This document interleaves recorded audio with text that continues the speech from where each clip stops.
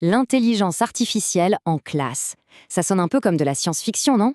Eh bien, pas du tout. On va voir aujourd'hui comment l'IA est en train de devenir un assistant très concret et vraiment puissant pour les éducateurs, un véritable allié au quotidien. Plus de planification, moins de temps pour enseigner. Est-ce que ça parle à quelqu'un? Ce sentiment de passer plus de temps à préparer et à gérer qu'à être vraiment devant les élèves?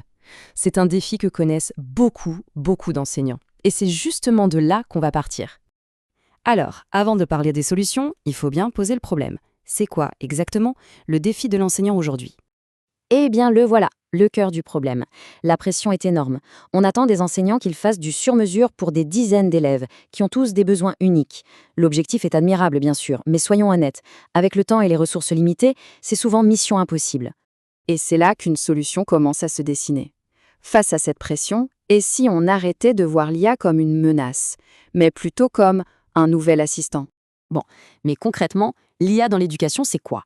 En gros, c'est un ensemble d'outils intelligents conçus pour donner un coup de main sur les tâches administratives et pédagogiques. Le but, il est simple, optimiser tout le processus, de la préparation des cours jusqu'à l'apprentissage des élèves.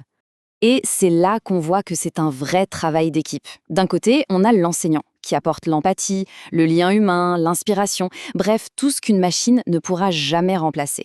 Et de l'autre, l'assistant IA, qui gère l'analyse de données, l'automatisation, la personnalisation du contenu. C'est la force d'un vrai partenariat. Ok, à cette théorie, passons à la pratique. Quels sont ces fameux outils concrets qu'on peut utiliser en classe? Alors, les avantages concrets, c'est quoi? Premièrement, un gain de temps considérable sur la planification. Deuxièmement, la capacité de créer des parcours d'apprentissage vraiment sur mesure.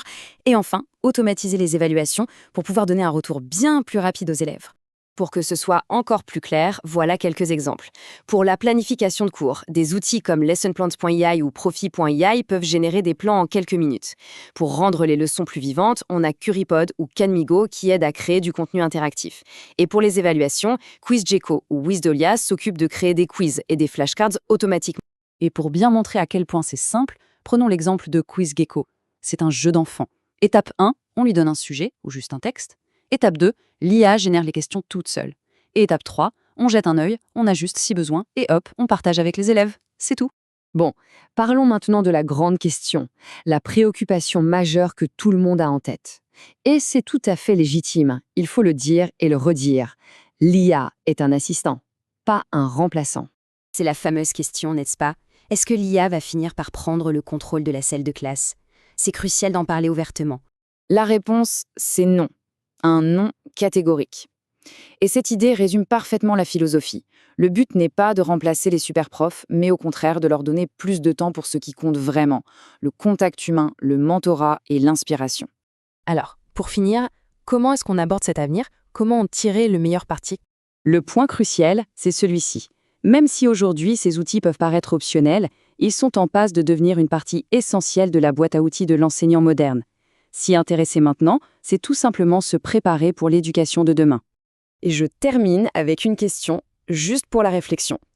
Si la technologie pouvait redonner 1 heure par jour à un enseignant, qu'est-ce qui deviendrait possible avec ce temps précieux? Les possibilités sont assez incroyables quand on y pense. Merci d'avoir suivi cette analyse.